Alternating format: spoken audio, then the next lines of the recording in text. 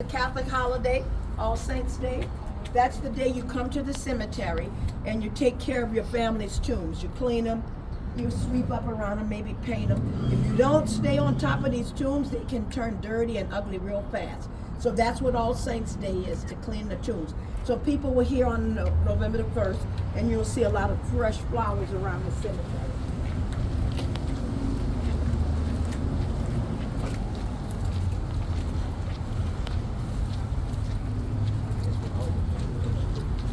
Oh yeah. Some are so you can barely see their names.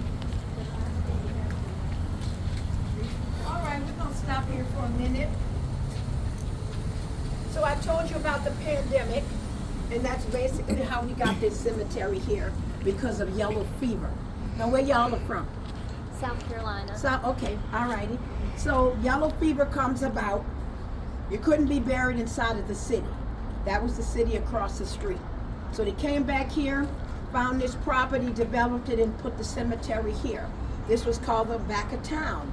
So you could only be buried in the back of town. Now, even though we didn't move the cemetery outside of the city, people continued to die. So now we're still confused. The government was like, you know what? I don't know what's going on. We're doing everything right. We're wearing our masks. We're staying 6 feet apart. We're constantly washing our hands. People are still dying. They said, you know what? I believe that this disease continues to spread after you die. So they came up with a new law, the year and a day law. You could not open a tomb to put another family member in a year and a day. Here come latecomers, and that means I gotta come start all over. We're joining you, sorry. Just like, Well, I'm gonna catch you up real quick. okay. How we got this cemetery was because of yellow fever, yellow months ago. He's buried in this tomb in the back of town. He had his funeral, and of course all funerals were across the street. You couldn't have a funeral in any church in the city if you died from yellow fever. So they built a church across the street called the Mortuary Church. That's the only place you could be buried. So after you were buried, they walked the coffin over here and buried you in this tomb. So Gilly has been buried in this tomb, and he's been, I'd say, about 6 months ago. Now, this is a family tomb. Everybody in the family is supposed to be buried here. Well, about 4 months after Gilly dies, a family member passes away. What are we going to do with him? Because the law says you could not open a tomb for a year and a day. Well, what we're going to do with that family member is we're going to put him in the wall. They started burying people in the walls. Those are called wall vaults or oven vaults. Poor people would rent them. If your family couldn't afford to bury you in one of these big old tombs the French had, well, they could rent one of these from the Catholic Church for about $3 a month and put you in there. So you're going to go in that wall. That's the family member until the year and a day is up. When the year and a day is up, now we're going to come over here and we're going to take Gilly out. Now keep in mind, Gilly has been in this tomb slow roasting for a whole year. He's good and crispy. He's turned to ashes. The Bible said that would happen a long time ago. Ashes to ashes and dust to dust. So now we're going to take Gilly's ashes and bones, put them in a body bag, and we are going to tie that bag up, put his first name, last name, day of birth, day of death on that bag, and we're going to throw away the coffin. It became illegal to use a coffin a second time. Now people had started trying, to save money. Come to find out that was helping the disease to spread, using old coffins. Well, you can't do that anymore. So they throw away the coffin, put the bag on the shelf where the coffin was.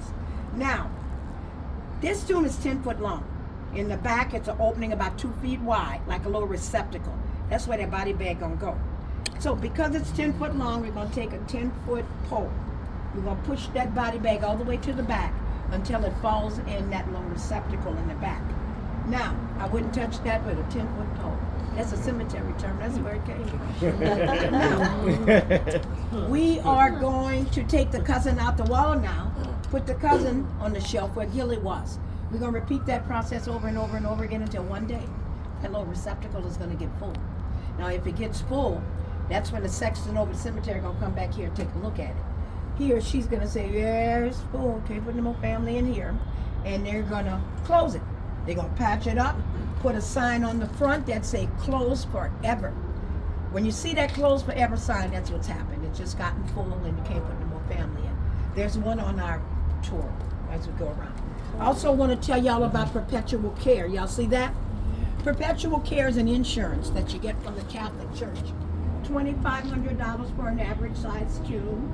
Bigger tombs are going to cost a little bit more. But if you have perpetual care, the Catholic Church is going to take care of that tomb for the rest of eternity. If your family chooses not to get perpetual care, well, your family is responsible for the upkeep of your tomb. My husband and I, about maybe 30 years ago, we decided that we were going to get perpetual care because we got to know our family just a little bit better. And I'm just letting y'all know my family trifling. They all trifling. My son is trifling, my daughter is trifling, and they're producing little people that's trifling just like them. I don't know. So my husband said one day, he said, Zelda, you know we got some trifling kids. I'm like, I know. He said, I think we better go in and get that perpetual care. He said, call the insurance man in the morning. We called the insurance man in the morning, and that was the best thing I could have done. Because like my husband said, if we pass away, we know them kids ain't going out to the cemetery and take care of the tombs like we do every year. So you have perpetual care, that's one less thing for you to worry about because the Catholic Church will take care of it. You have to be Catholic to buy it? You don't have to be Catholic to buy perpetual care, but this is a Catholic cemetery. You have to be Catholic to buy land here. But that's it. You have to be Catholic to buy land here. You could walk up and say, you know, I checked these people out. They're my relatives. You could prove that with the archdiocese. You can buy perpetual care and take care of that too. So as we go through the cemetery, keep in mind, you're gonna know who got perpetual care, and you're gonna know who don't. Because the ones that have perpetual care, they're gonna look like they got perpetual care. You can look at that and tell they don't have perpetual care. You're right. So let's start on our perpetual care journey through St. Louis Cemetery. Follow me, please. If you look to your left, the wall, does it look like it's leaning? Well, that's because it's leaning. And it's sinking. Y'all see how that bottom layer is all the way in the ground? Well, geologists say that New Orleans is sinking at a rate of 2 inches, 0.2 inches per year. And they estimate by 2100 New Orleans is going to be underwater. How I really feel about that, I don't care. I'm old, and I won't even be around. Kids need to start worrying about that condition.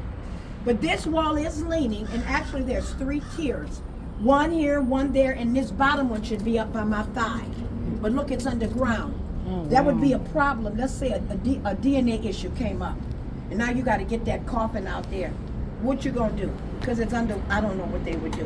But it's sinking more on this end than this end. Because look, it's higher over here. Wow. See, it's higher on this end. So down on the other end, it's further down in the ground. So I don't know why, but over here it's not as deep. But still, that should be way up here. All right, let's move on. You can see the point there.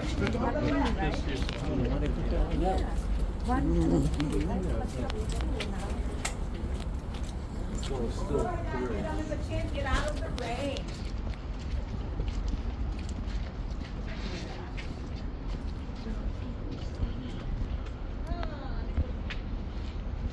So I want to tell y'all about this cute little pyramid tomb. It belongs to a famous Hollywood actor by the name of Nicolas Cage. Y'all, this is Nicolas Cage's final resting place. Y'all do know that Nicolas Cage is not dead, right? Right. Okay. The only thing in this tomb right now is Nicolas Cage's acting career. That's dead. Nicolas Cage had been Catholic. Yes. He had been coming to the city for years. He had an uncle that lived across the street in the French Quarter. His uncle was Francis Ford Coppola. He would come every summer, spend the whole summer with Coppola. Fell in love with New Orleans at a young age, 7 or 8. And he told his uncle one day, he said, Uncle Francis, I love it here in New Orleans. When I grow up, I think I'm gonna move up here and build me a house near you, and you and I can hang out all the time. And it pretty much happened just like that. His uncle was Francis Ford Coppola, lived in the French Quarter all throughout the 70s and 80s. And he grew up, became a famous actor, making movies, making money, and he did fulfill his dream. He came to New Orleans, bought a house. He decided he wanted to be buried here, and he ended up buying that tomb right there. This is Nicolas Cage's final resting place. All right, that's what let me tell y'all this. Look at this. Look what he got. Perpetual care. People always say, oh, Nicolas Cage is crazy. He ain't that crazy. You know, he don't have time to come out here and keep the tomb up and sweep around it. So it made sense for him to get perpetual care. Now the Catholic Church will take care of it. You don't have to worry about a thing. Matter of fact, when he got bankruptcy, that's the one thing they couldn't take in his bankruptcy. They couldn't take that because we got a law They took here. his law against it. They took Yep. his house, but they didn't take that. They couldn't take that Wow. because the law says the government cannot take your final resting place. Wow. All right, let's move on. That's for Nicholas too. And let me tell y'all, this is a sign of perpetual care right here. This is a sign of no perpetual care. Now, this don't necessarily mean that these people are poor, because it looks like this, because I'm looking at marble. Marble was very expensive back then. Marble trim, marble headstone, marble footstone. Only thing they did wrong was they chose not to buy perpetual care. And in the long run, it hurt them. All right, let's move on to this big old tomb over here. Take a ride. No perpetual care. No perpetual care. Now we're gonna talk about this big old tomb No right here. perpetual care. So right in front of y'all, that's called a step tomb. That's just another type of burial. Step tombs have the headstones on top of it. Wow. Now this big old tomb right here, called a society tomb. Now we know what a society is, a group of people that have something in common. What these people have in common in this tomb is that they're all Italians. So after the Louisiana Purchase was signed, we had acquired a whole lot of land. 15 million acres of land. Oh, wow. That was the largest real estate transaction in the history of real estate.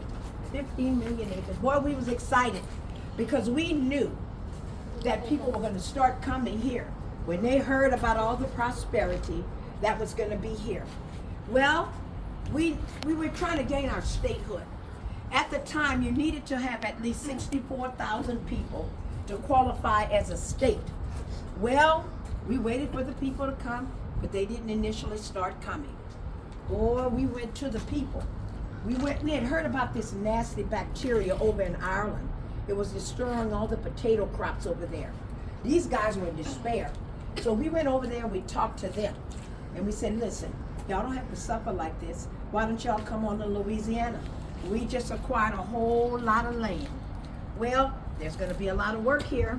A lot of roads need to be built. A lot of bridges. Come on over.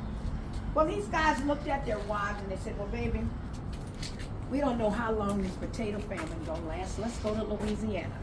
So the Irish started pouring into the city. Then the Italians started coming.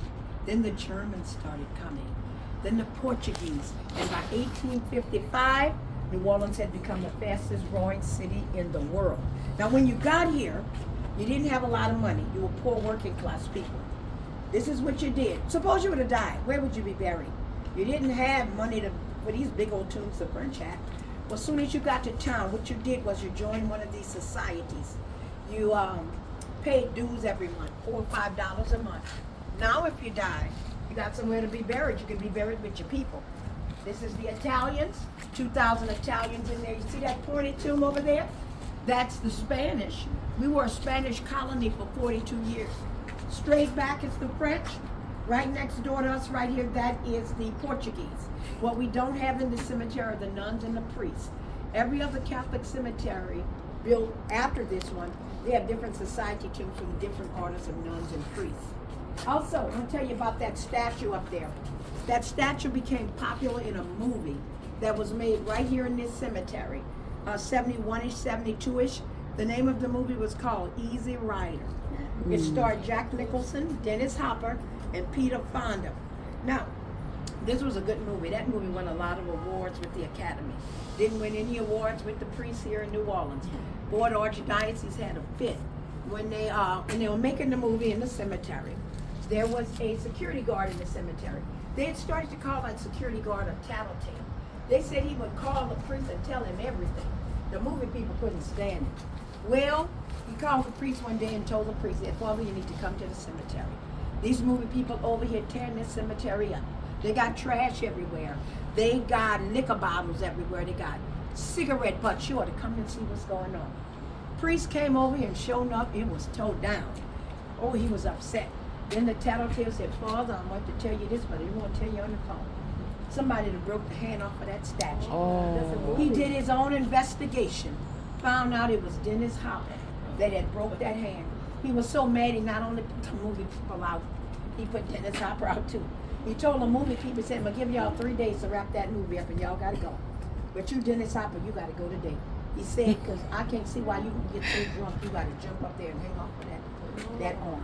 Wow. And so because of that movie, y'all can't do any filming in the Catholic cemetery anymore. Wow. All right, let's move on. There's always one going to mess it up for everybody. Right. All right, let's move on. And it is Now I'm gonna have to watch that movie. watch your shoes.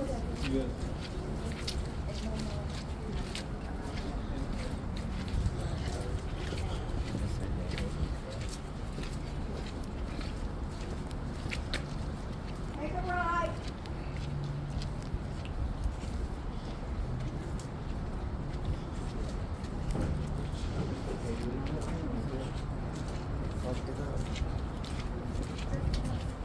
Let's talk about this guy right here. Probably his eye. So both of y'all got red. You got a little bit of He's it had here. it this year. I got no there. Okay, I tried to find a red one I couldn't. okay. So y'all Irish? I'm Scottish. Scottish, okay. You British. British, okay. All right, so let me tell you about this guy right here. This tomb belongs to a guy by the name of Homer Plessy. Homer Plessy was the plaintiff in a civil rights case, Plessy versus Ferguson. He was from this little neighborhood behind the cemetery. Now that neighborhood behind the cemetery is called the Treme. The Treme is the oldest African American neighborhood in the country. It dates all the way back up to the early 1500s. During that time, there's about 50,000 free people of color that lived in that little neighborhood back there. Now, whenever I say free people of color, people just automatically assume that I'm talking about a freed slave. That's something different. A free person of color was actually, had never been enslaved before. They said he had come here when the French had come. Well, they settled back there. Now, they had a little nickname for these free people of color. They called these people passé comme blanc. Now, passé comme blanc is a French phrase that translates pass for white. They were black people, but they were so fair-skinned, you couldn't tell if they were black or white. Well, the reason why these people back here were so light-skinned, they were fathered by these European men that had come over here after the Louisiana Purchase. And the word had gotten out in Europe that land was cheap down here. And these Europeans started coming down here. They were buying up all the land. Well, when they came, they would father a lot of these children back there in that little neighborhood. I remember when I was young, I was about 7 or 8 years old. On Sundays after Mass, my father would take my mother and I for a drive. Sometimes he would bring us to New Orleans. And I remember one time we came down here. We were at the red light, and my mother said, you see that little neighborhood over there on your left? That's where those light-skinned black people live. And she said, them light-skinned black people got money. And I was like 7 or 8. I'm like, hey, I'm old enough to know what money is. I know I was black. No, I didn't have any money. So I was wondering, I wonder, how can I get that money? Well, because I figured if I could get some of that money too, I could buy that yellow Easy Bake Oven I wanted. Well, how they got their money was because of who their daddies were. These men that fathered these women, they would take care of these children, and they would support them. They would send them to Europe to study abroad. They would build these big old houses back there, put these women and children in these big old houses. And it got crazy for a while because some of these guys had 2 wives. Some of these guys had a family back there, and they still had a whole nother family in Europe they haven't sent for yet. So he was one of those children. How he got his name in the history books. There was a train station back there. He boarded the train, bought a ticket going to Baton Rouge, and he sat down in the whites only section. And he would let the conductor know he was a black man. He said, you know I'm a black guy, right? But the conductor said, well, if you're a black guy, you can't sit there. That's where the white people sit. Get on in the back. Well, he refused to move. The police was called, he was arrested, taken to jail. When he got out of jail, he would sue the city for racial discrimination. He ended up losing that case because the government said, well, we don't feel we violated any of your civil rights by asking you to set in a separate accommodation. The law of the land is separate but equal, and you got to be separate. That's just the way it is. So he lost that case. He took his case to a higher court, the Supreme Court. He lost that again. Separate but equal remained the law of the land for the next 60 years. 60 years later, that law would be overturned by a new law, Brown versus the Board of Education. Now, Brown stated that it's illegal to separate children in public schools based on race and color, and that is the law we still live by today, Brown versus the Board of Education. This is the final remains of Homer Plessy. All right, let's move on to the cemetery.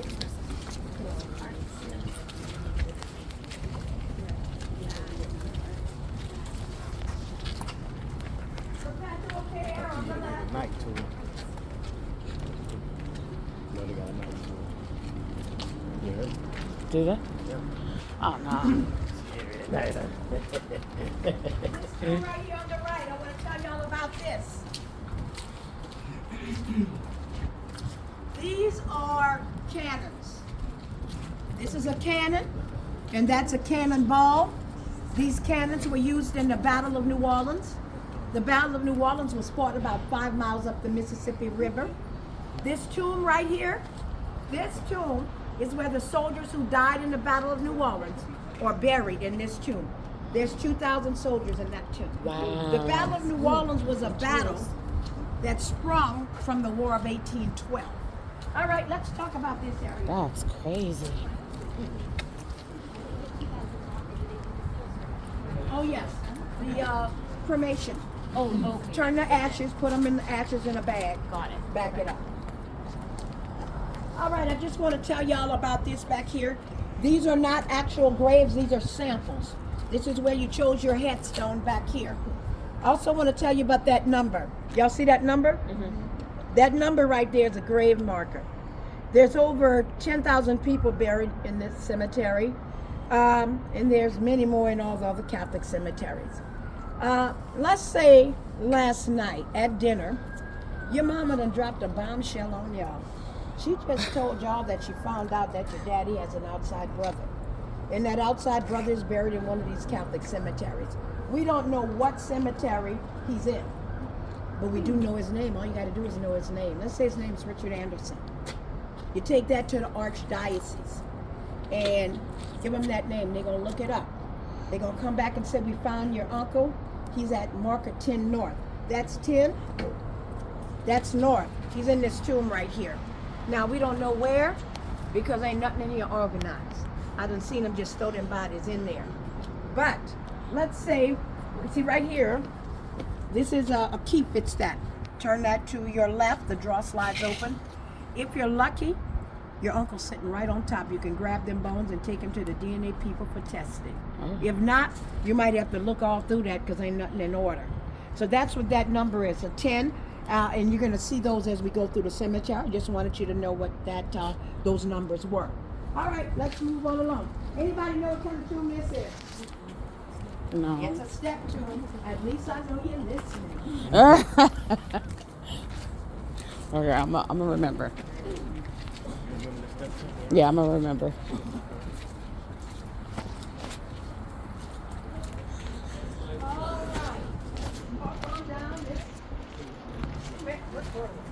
All right, don't go too far. I just want everybody to fit in because I'm going to talk about that table right there. That table, people always ask me why there's a table in the cemetery. Well, the reason why there's a table in the cemetery is because back in the day, people used to have lunch in the cemetery. All Saints Day, that's a Catholic holiday. That's the day you come to the cemetery, clean the tombs of your family members that have died. Well, people would have so many tombs to clean. My family, we had 21 tombs to clean. Cousins, uncles, grandmother on my mama's side, grandmother on the daddy's side, everybody. Well, we'd come to the cemetery early. As soon as they open, I think on All Saints Day, they open like 7. You come in, you start cleaning the tombs. About 10 o'clock, you're ready to take a break. My mother would get up early in the morning. She would fry those little chicken drumettes. She would make chicken salad sandwiches, pack an ice chest with everybody's favorite drink. Now, my favorite drink was Yahoo. Boy, she had me a cold 6-pack of Yahoo. Everybody had their favorite drink. We were working on the tunes. We'd take a break. We'd sit down at the table, laugh and talk with our family. Because some of the families you haven't seen since last November the 1st or when somebody died. So after you get through, you threw your trash away, went back to cleaning the tunes. They don't do that too much anymore. And I say too much, they're not much. Ever since perpetual care came about, when perpetual care became a thing, nobody wants to come out here in this hot sun, clean tunes. It's still hot down here November the 1st. Well, you get perpetual care now, you don't have to come to the cemetery and clean the tombs. So this became outdated. I know y'all see that table. See, it ain't been used in a long time. But when I was growing up, All Saints Day, boy, that was a big day. That was a holiday. It was like a Catholic holiday. I knew from school, everybody knew who was Catholic. I knew I was going to see Ben. I was going to see Alice. Their family was going to be there. Their tombs was over there. And sometimes people would bring good food. I mean, you know, you'd break away from your family. You used to run. You go, hey, how y'all doing? What y'all got? We got stuffed bell peppers. What y'all got? We would trade food. It was a big holiday. Like I said, they stopped doing it. I want to tell you about this guy right here. This guy, his name is Etienne de Boré. Now, Etienne de Boré was the first mayor of New Orleans. He would eventually become a very wealthy man. He didn't become wealthy because he was the first mayor. He became wealthy because he invented a machine that would mass granulate sugar. You see, sugar was a big deal down here, honey. That's where we got all our money from. We were one of the wealthiest southern states in the United States for years because we were the only people that had sugar. Nobody else had sugar but us. Can you imagine life without sugar? Before we had sugar, you had to sweeten your coffee with honey. Well, this guy invented a machine that would mass granulate sugar. Now, he invented this machine. It was able to scrape all the sugar out of sugar cane, and it would go in these gallon buckets. And then the finished product, though, would come out lumpy and sticky and clumpy, and it came out brown. Sugar's brown. Well, he refined that machine a couple of years later. This new machine now could granulate the sugar and bleach it white. When sugar gets to your table, it's white, but it's naturally brown. Boy, this man made a fortune off of that invention.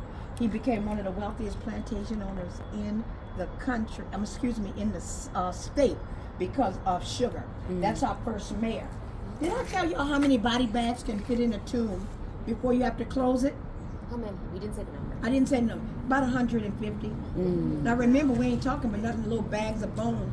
And I know this sounds gross, but sometimes they beat them bones down to fit in that little bag. So quite a few. Did I tell you what happens once it gets full?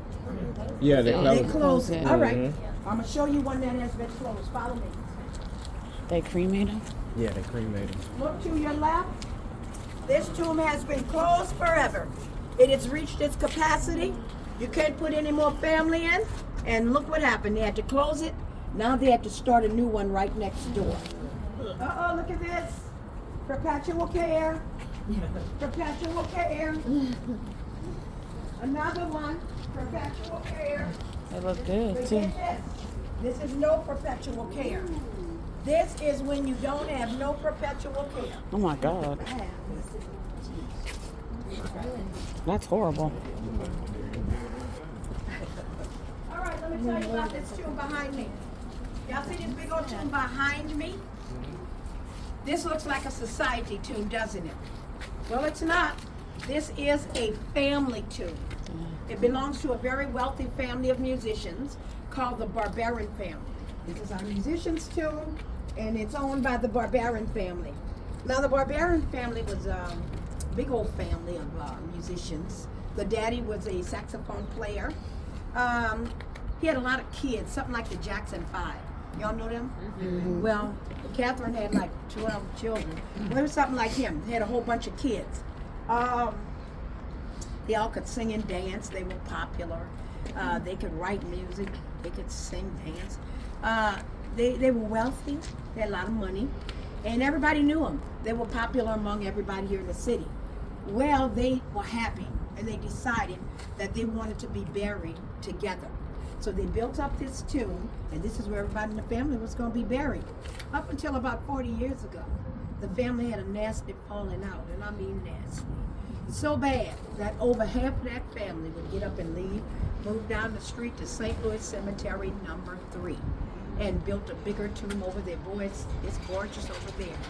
The few that was left here, I mean few, it's like a handful of them, they decided that this building, this tomb was too big for them. They didn't need all that space. So that's when they opened up their tomb to the starving musicians here in New Orleans. We got a lot of poor musicians here in New Orleans. Most of our musicians have full-time jobs. They work in the daytime as music teachers, educators.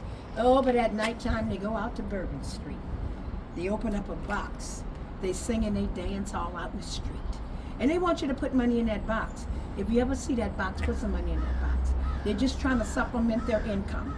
And dancing out in the street is not what they really want to do. They would much rather be opening for Beyonce at the Superdome. But they're going to dance out in the street until some big Hollywood executive comes along and discovers them. That happens a lot too. So after Katrina, when they found out how many musicians died and their family didn't have the money to bury them, we had to bury them. The city had to bury them.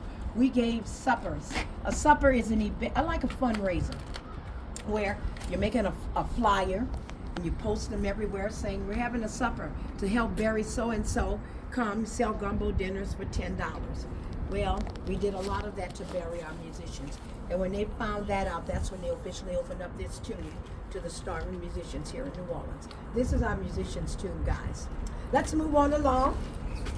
If you look to the left, you'll see the front of it right there.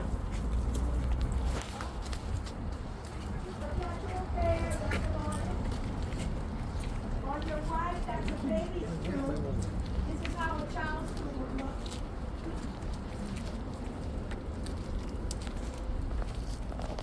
Perpetual care on the left.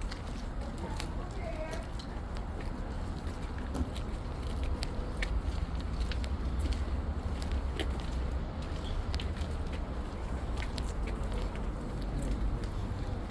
Look to the right, no perpetual care. One, two, three, four.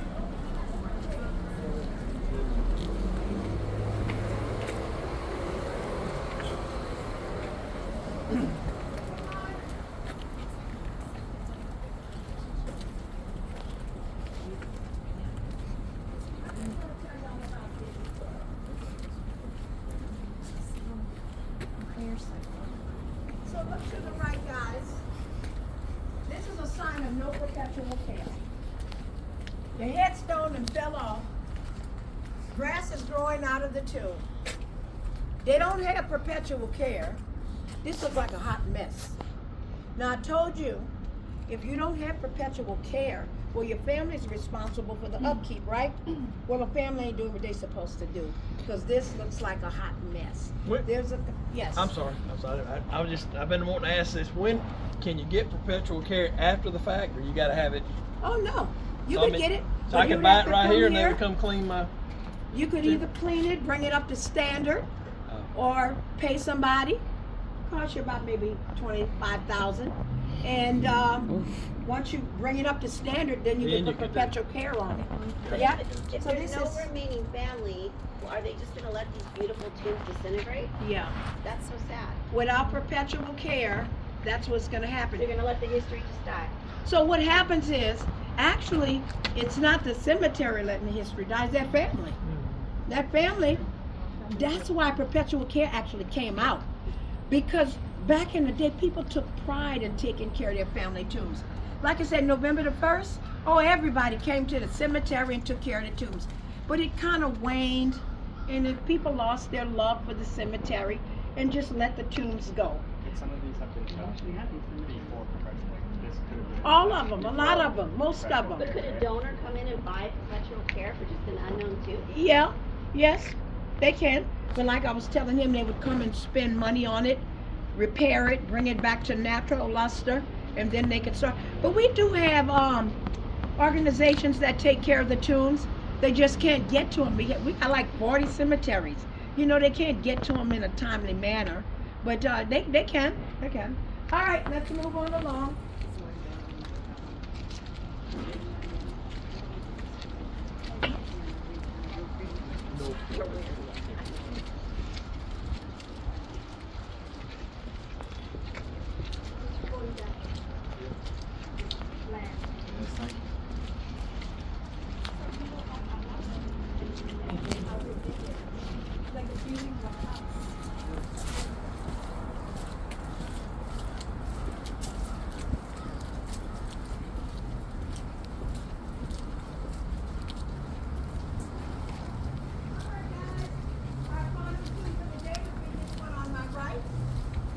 It belongs to a famous voodoo priestess by the name of Marie Laveau.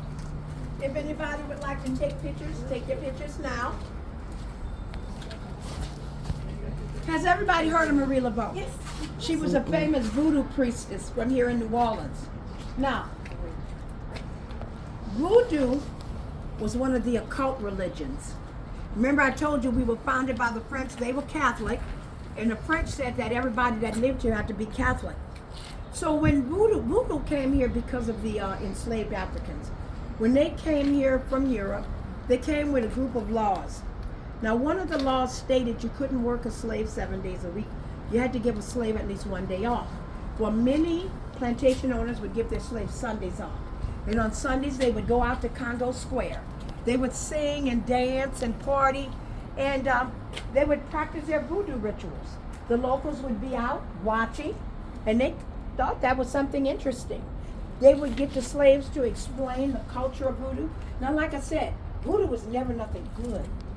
Voodoo from the beginning was one of, like I said, the occult religions. It dealt with the demons, and it dealt with supernatural. It dealt with a superstition. Actually, voodoo was just a type of witchcraft.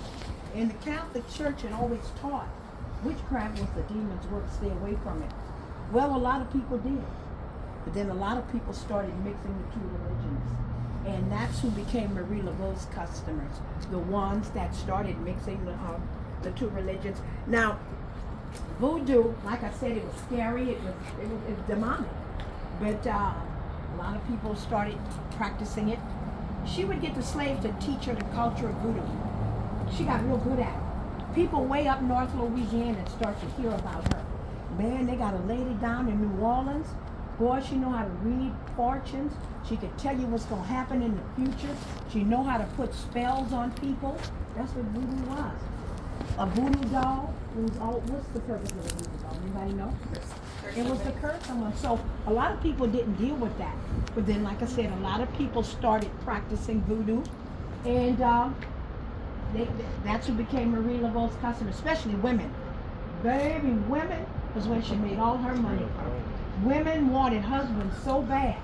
You see, back then, if you were 25 years old and not married, that was considered taboo. You were considered an old maid. Nobody wanted to be an old maid. Well, women would go to Marie Laveau. Marie Laveau, I've been dating this man for about 8 months. You know, this man has not asked me to marry him. I like this man. I want him to ask me to marry him. You think you could put a spell on him? And I'm telling you, for a long time, that's how a lot of women got their husbands. They would put spells on them. But like I said, that way you're inviting the demons into your life and your culture. Well, she got so popular, people would actually take day trips to come down here to talk to her. They would say, go to her tomb, mark 3 X's on the tomb, turn around 3 times, call out your wish. All you had to do was leave an offering, and they believed that she would answer you from inside the grave. I mean, we would come, they would have roses, bouquets of flowers, hairpins, bobby pins, because she was a hairdresser. Boy, they had all kind of stuff here. Her tomb would become the 3rd most visited tomb in the country. They say Elvis Presley's tomb is the most visited. John F. Kennedy, the 2nd most visited. Marie Laveau, the 3rd most visited tomb in the country. So they would say, go all these X's. The Catholic Church really frowned upon that. That's why now you got to come in with a tour guide, because it's just, they don't want this to happen and all that trash. But we had to clean it up at the end of the day. But this is the tomb of Marie Laveau, the famous voodoo priestess from New Orleans. All right, so everybody know what voodoo is, right? Yep. Okay. So this guy up here, Paris, that was Marie Laveau's husband. She was married to that guy. Glapion was her boyfriend. She ended up living with this guy for 20 years and had 16 children with him. Yep, see, at that time, you couldn't marry outside of your race. Segregation was the law. And so nobody would ever marry them. So this is the final resting place of the voodoo priestess Marie Laveau. So guys, my friends, this is the end of my tour. It ends with Marie Laveau. I hope you guys enjoyed the tour because I really enjoyed y'all. If you really like the tour, please go to TripAdvisor and give me a good review. My name is what? Zelda. So if you like, on the back, you can, y'all young people know how to do that. Scan it, and because the company I work Thank for, they you. love positive reviews. Thank you. Yeah, and We'll so, do it. That was the and name of the also, aunt when and you're the making a Zelda comment, was the name of you the mention aunt. Zelda. No, Sabrina If and you that don't dude's like this Sabrina world, the well, my tea. name is Alda. And I hope y'all like it. Now, when you do it, make sure both of y'all give a review. Yes. And yeah, because people will take one and just one per couple. If everybody get it, then I'll win all the time. We'll help you win. Uh-huh. I do those contests at work. I get it. Oh, good. Okay. I give All it to right. my staff. So So also, we are allowed to accept gratuities. If you really like the tour and you want to show some love to the tour guide, you know love is a wonderful thing. If you show lots of love, I may not have to dance on Bourbon Street tonight. Girl, come on. But if you want to just do your Venmo, I can Venmo. Venmo or Cash App. Either one. And Madam, you? If you don't have cash, I'll take that Louis Vuitton bag. I love it. I love that girl. Y'all see this bag? I saw it. How can you not? It be in your face. Really? Christian the Dior? No, Christian Louboutin. Oh, I've never heard of that. Anything was Okay. So, thank you, baby. Y'all sisters. I'm looking at you. Because I'm looking at him we like, do it every year for our birthday. I'm looking Dress at him alike, though. everything alike. Salem. I just fat her. That's all. I kept saying, you know, I don't know if they twins.